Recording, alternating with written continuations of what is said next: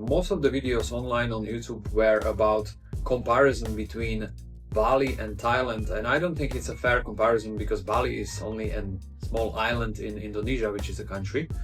Bali is not a country, for those who don't know, but I hope you do know, and Thailand is country, so comparing a country to a small island is unfair. So I thought I'm gonna make a video comparison between Bali and Koh Samui, and also where would I personally go short term on a holiday or live in long term, or even if you are considering relocating, which of these two islands would I personally choose. Okay, so let's start with the food. I'm a big food lover. If you are as well, this is going to be interesting. How much does food cost in each place? Obviously, both in Bali and in Thailand, you can get reasonably priced local food or affordable local food. From my experience, local warungs in Bali were serving food for approximately 30k. You can get it for 30k, which is like £1.80, almost £2 in British pounds. The quality of the food, variety is there, is great. Quality, I am not 100% sure. Hygiene, I wouldn't be so sure. Famous Bali belly is famous for a reason. Variety is great. I love Indonesian food, but in the terms of health, there's a lot of deep fried food. Now in Koh Samui, local food is good, is really good. I was almost entirely eaten in a local restaurants in Koh Samui. Price wise, very similar. You can get food for 70-80 Thai baht, which is less than £2.20. So let's say it's like £1.80, very similar to Balinese warungs. But I've got a feeling that you do get way higher quality of food. It's tastier, it's cleaner, there's a lot of seafood, there's a lot of fresh salads, so it's healthier, and based on my own preference, Thai food is 2 or 3 grades higher and better compared to Balinese food for the same price. So is Thai food in Koh Samui better than food in Balinese warungs? My answer is absolutely yes, absolutely better. Now, what's the Western food like in both of the islands, Koh Samui and Bali? Variety, in terms of variety, you do get way more variety in Bali. That's almost unfair to compare. Bali is one of those destinations where variety is just phenomenal, or it's almost funny to compare it with Koh Samui. So in terms of variety of Western food, Bali definitely beats majority of destinations in the world, but it comes for a price. At Thailand, I feel like local food is more dominant there. Bali wins in terms of Western food. Yeah. Now let's talk about roads and transport. So I was renting a scooter in both of the islands long term, and fun fact, it was the same scooter NMAX, so this is going to be very fair comparison. So in Bali, for an NMAX, you will be paying somewhere around 3 million Indonesian rupiahs per month. 3 million is approximately 150 pounds, so it's not that cheap. 2-3 years ago, it was 1/3 of the price or 1/2 of the price. That was quite affordable, but that was 2-3 years ago. We used to be paying 1.3 million Indonesian rupiahs. In Koh Samui, I was paying 400 baht for a day, and unfortunately they were not giving me any discount long term. I don't know why, and I asked in a multiple rentals in Koh Samui, they are always charging you per day. Maybe because I was there in January and that was the prime travel season in Thailand, in Koh Samui, so I was paying per day, and that costed quite a bit. So how does scooter rental prices compare in Bali and in the Koh Samui? Per month in Bali, it's gonna cost you 50% less probably per month. So here Bali wins. Now, in terms of roads and quality of the roads, this is a huge difference. Balinese roads compared to Koh Samui roads. Koh Samui roads win definitely 100%. I was so pleasantly surprised with the roads infrastructure in Koh Samui. They were so new looking, modern, wide, smooth asphalt, riding around Koh Samui was just pure pleasure. They were not crowded and I was there in a prime season. Just overall quality of infrastructure and roads in Koh Samui is incomparably better to Bali. You do even get sidewalks in Koh Samui, sometimes not many, but you do.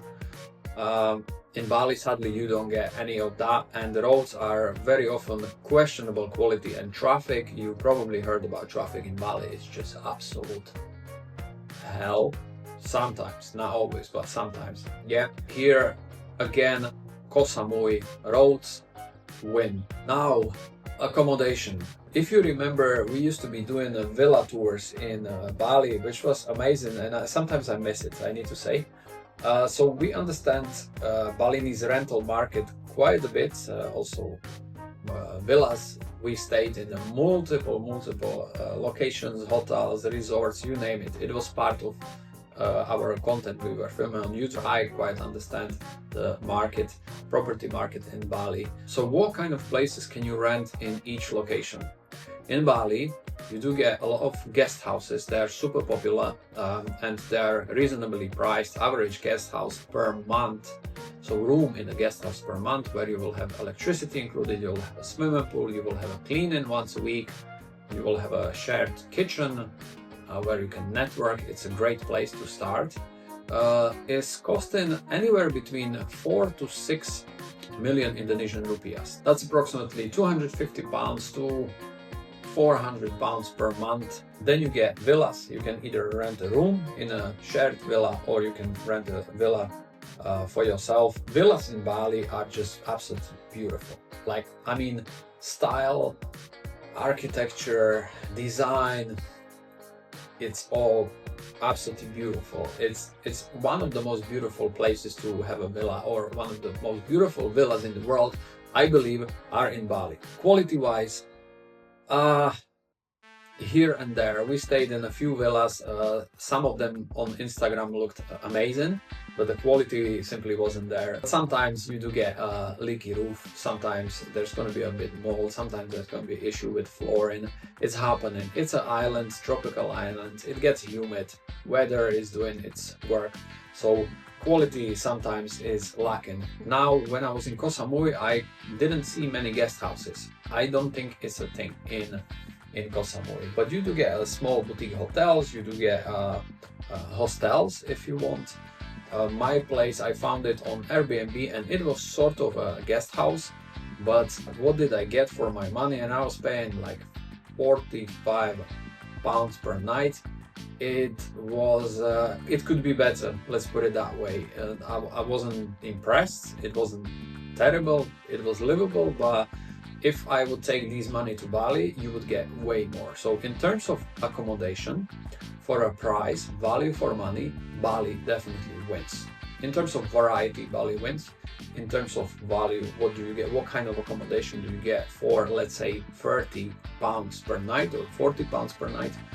Bali will be probably twice better. In terms of quality of build and say cleanness on an environment around your villa, because very often in Bali you get a villa, but around there's gonna be just mess, pollution, plastic, construction. So yeah, if you stay inside your villa, you'll be happy. You get out, it can get really dirty. In Thailand, this is not a problem. I didn't see that. So in Thailand, villas will be not so luxurious, and they'll cost a little more, but quality of the villa will be better, environment will be nicer, road leading to villa will be proper nice road. So overall value, it's I think 50-50. I think Bali is more Instagrammable. Koh Samui is more real, honest, better quality, better infrastructure. Now beaches. Which island has got better beaches? Okay. There is a huge misconception about Bali, that Bali is a beach destination. If Bali was a beach destination, I think it would be one of the worst beach destinations. There are not that many white sand beaches in Bali. Most of them are black sand, literally dark, and very often they're dirty. With that being said, did I enjoy beaches in Bali? Absolutely yes. Energy in there is beautiful. Sunsets in Bali are the best in the world. Now, beaches in Thailand, it's completely different story. Almost every beach in Thailand was just breathtaking for me. My favorite definitely in Koh Samui was Lamai Beach. I actually lived around there as well. It was clean, you do get palm trees, white sand, good energy, and specifically it was very clean. Majority of beaches in Koh Samui are very clean, and if you go down the south you get some wild beaches. If you go down the north, when you get more expensive hotels, you get beautiful white sand beaches. So here Koh Samui definitely wins. That's no questions asked. Probably the only beach destination I would recommend in Bali is going to be in Nusa Dua, where you go all the 5-star resorts, so they are taking care of the beach. It's nice white sand beach, but even that beach is, if you would take that beach compare it to any other beach in Koh Samui, it would be just another average beach. So Koh Samui beach wise definitely wins. Now let's talk about people and mentality of a local Balinese or Thai people. So how do locals treat foreigners in Bali and Koh Samui? In Bali, Balinese people are absolutely one of the nicest people in the world. I spent there almost 3 years. I got to meet a lot of local people. Some of them remain my good friends until today, and we are still in touch. So I have nothing but love for Balinese people. Thai people surprised me pleasantly very much. To be honest, I thought when I was going to Koh Samui, I thought that Thai people could be treating everyone like tourists, you know? And it turns out that they were not. They were treating me the same way as they would probably treat their neighbor. At least I had that feeling. So there was no that transactional relationship kind of feeling you sometimes get in Bali. So sometimes, because there is so much tourism in Bali, a lot of locals will almost treat you in terms of transactional value. I don't want to offend anyone. There are a lot of people who won't in Bali, but there are a lot of people who will, specifically on the beaches or on the streets. You go through the markets and everyone is trying to sell you something, sell you service, sell you products. Everyone's trying to do a transaction. In Thailand, when I was walking, nobody was stopping me like, hey, buy something. In Koh Samui specifically, if you go through a market, nobody is trying to sell you, nobody is pushy. That's what I would say. Thai people are not so pushy in terms of selling their services or products. If you are interested, you're welcome. If not, not a problem. Have a lovely day. They were very nice. Balinese as well, very nice, but they are trying to get a little more out of you. Where did I feel more welcome? I felt welcomed in both of the islands equally, but where did I feel more relaxed and didn't feel like a tourist necessarily? It was in Koh Samui. These both islands are, in my opinion, completely different in energy. Bali has got this magnetic energy which is unexplainable, and I cannot explain it myself as well. It's a place which once you will stay there for a little bit, it starts to feel like home. It starts to feel like it's calling you all the time. Bali, for energy, for lifestyle, for gyms, for networking. There is a lot of young people. By the way, if you feel like you are 8 out of 10 in the real world, you go to Bali, you'll become instantly 1 or 2 out of 10. It's just because there is crazy amount of attractive people in Bali. Everyone's fit, literally. Where would I go long term? Now, if I was 25, I would probably go to Bali. Why? More variety, more networking, more is happening. It's a busier place, very busier place. And when you are 25 and you want to meet new people, you want to experience different things, you want to start or run the business, networking opportunities in Bali are incomparable to Koh Samui. If I was 35 plus and I had everything figured out, I had business running, I probably would go to Koh Samui. If I was 50 plus, 60 plus, I would probably go to Koh Samui as well, because it's a more serious island, infrastructure is better, medical services are better, beaches are better, roads are better. So it really depends what do you want from life in particular part of your life, what is your lifestyle like. But hopefully based on this video you understand where would you fit more. If you have any questions, please let me know in the comments. Otherwise, I'll see you in the next video soon. Bye.